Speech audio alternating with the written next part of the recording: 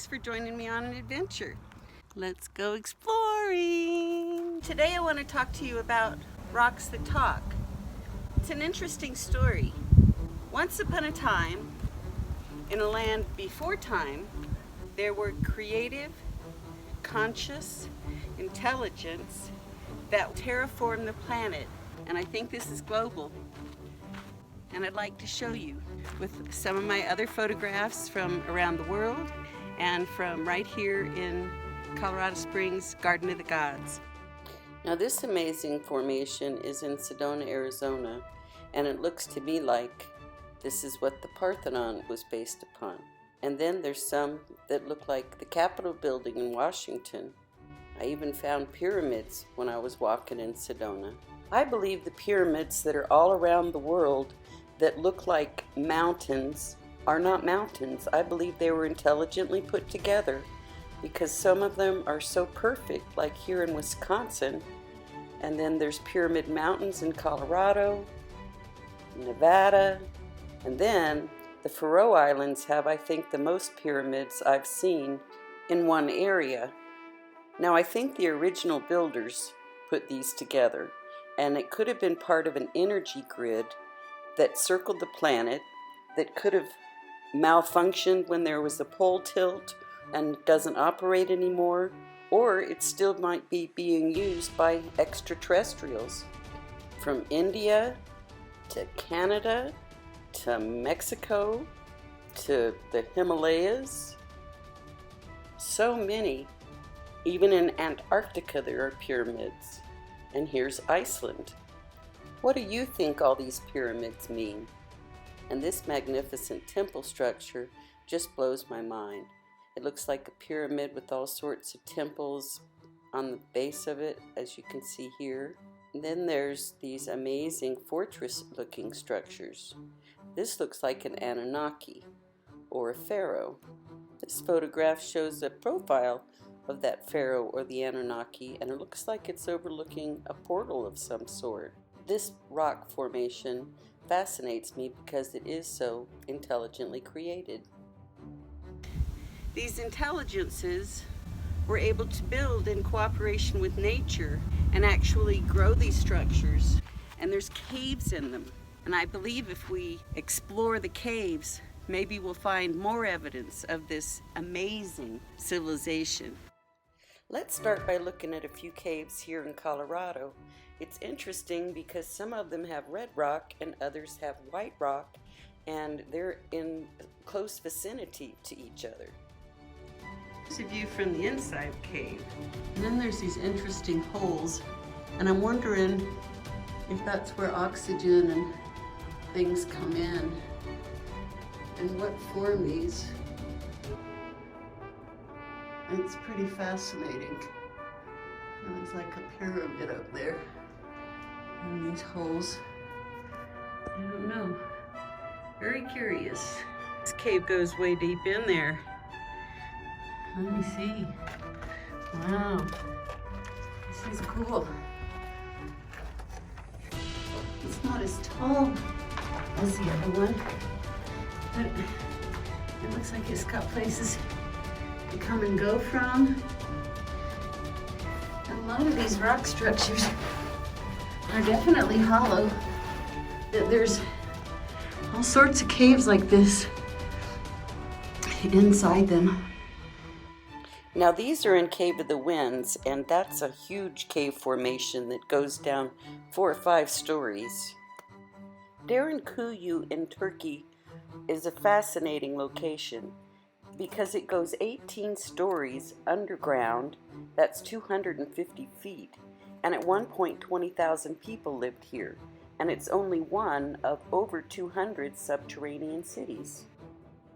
I wish I knew what kind of technology they used to build these caves, because they sure don't look natural.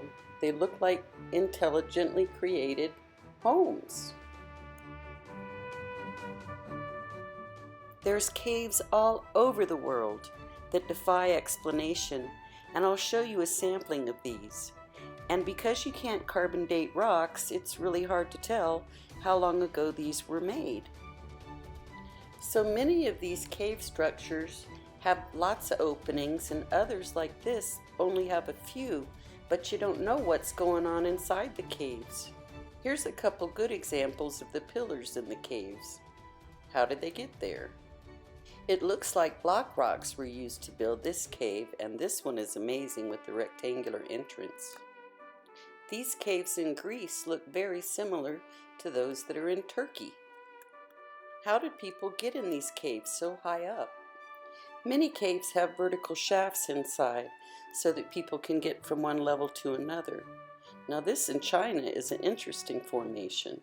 I wonder how far back into the mountain these caves go in Peru. This rock formation reminds me of Sedona or the Garden of the Gods, but it's in England. Here in Africa it looks like they built into an already existing cave. These caves look more natural, but where'd the parallel lines come from? This illustrates how they might have gained access to those high cave holes. I wonder if these caves with rivers were ever inhabited. They had lots of water. I would love to explore this cave in Scotland. How was this much rock removed so long ago? Son Doong Cave in Vietnam is the biggest cave on the planet. It actually has a rainforest inside. It was first discovered in 2009. The rock formations inside appear to me to have been intelligently created. Now, what I consider cosmic concrete flows down into circles. It's like they were building a sandcastle. These show good examples of what I call cosmic concrete, and these were in Sedona, Arizona. In Garden of the Gods, you find many tilted rocks like this, but a lot of them are flat, so I can't explain it. I used to think the tilted rocks were caused by some kind of pole shift, but because there's flat ones and tilted ones, it doesn't make sense that that would have been the case. And again, here's a tilted rock formation in the same area as this flat rock formation, and there's different kinds of rock. Behind me are some excellent examples of the pillars in the caves. Let's go take a closer look. But if you can see here, this pillar looked like it could have been fashioned after the cave, but this one here is a natural pillar. How long ago did they learn the technique of building this cosmic concrete? The original builders might not have had bodies, but they were a great intelligence, and they actually terraformed the planet.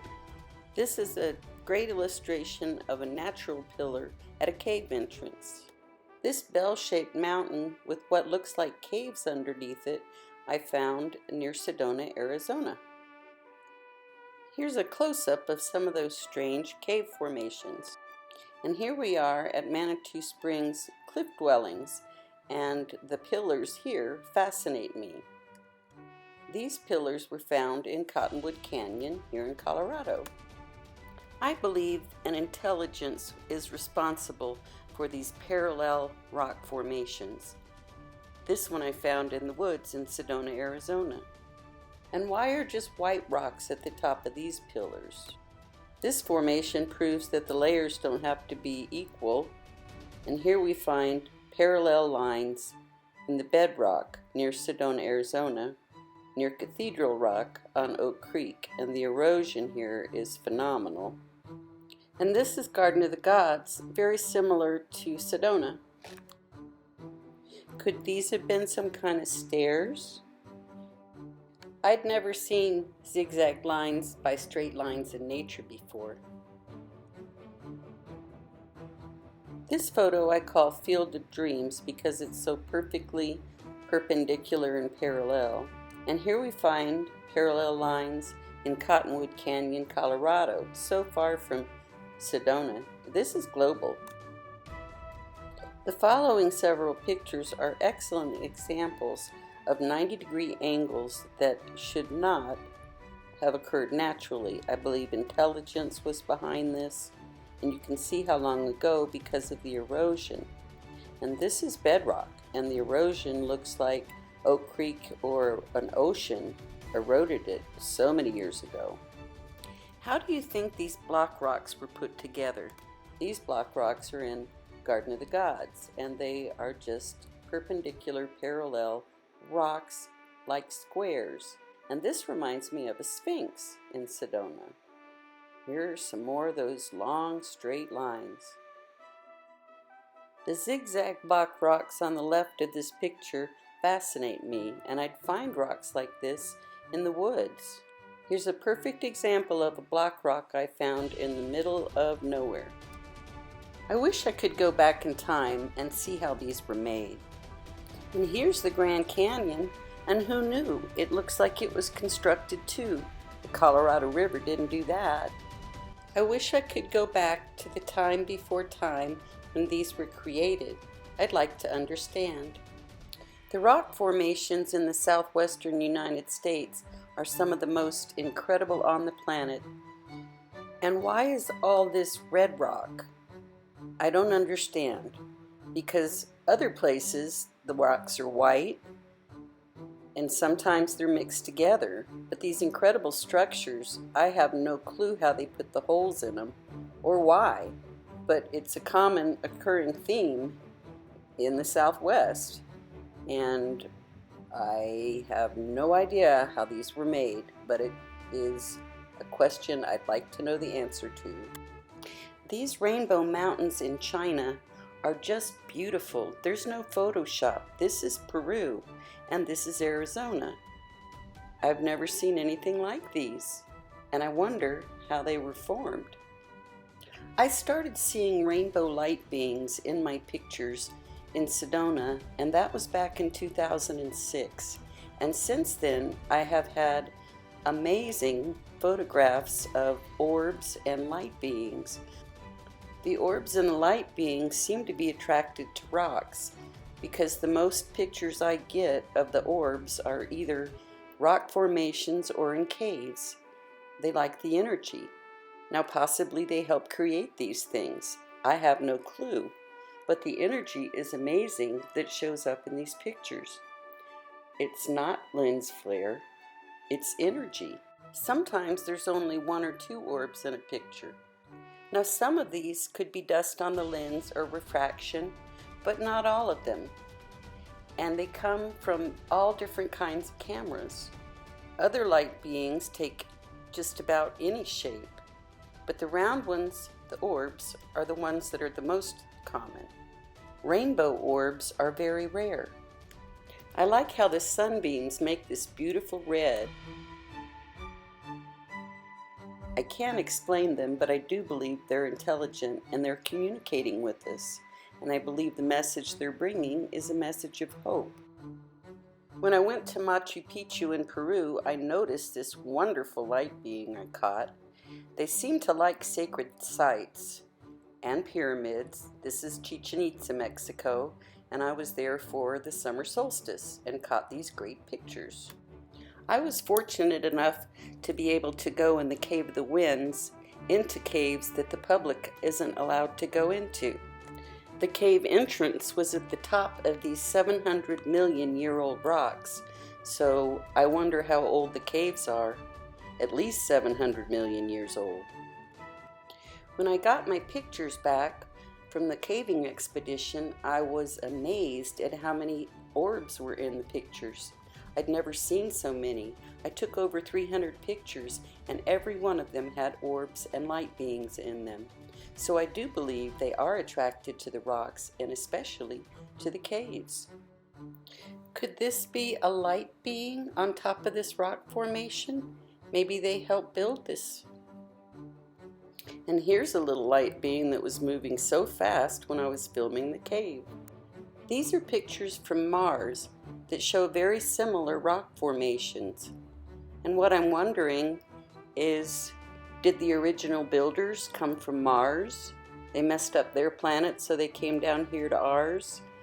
The perpendicular and parallel lines in this picture are fabulous. And this pyramid, well, it looks like a pyramid. A pyramid on Mars? Who knew? And what are these strange zigzag lines on Mars? They show up in more than one picture. Now these pictures remind me of some of the pictures I've already shown you, and the rock formations look similar, and they're horizontal. This mushroom rock formation reminds me of some of the pillars in the caves. I wonder how these 90-degree angles on Mars were created. Very interesting. I can't for the life of me figure this out, but it's fun to try.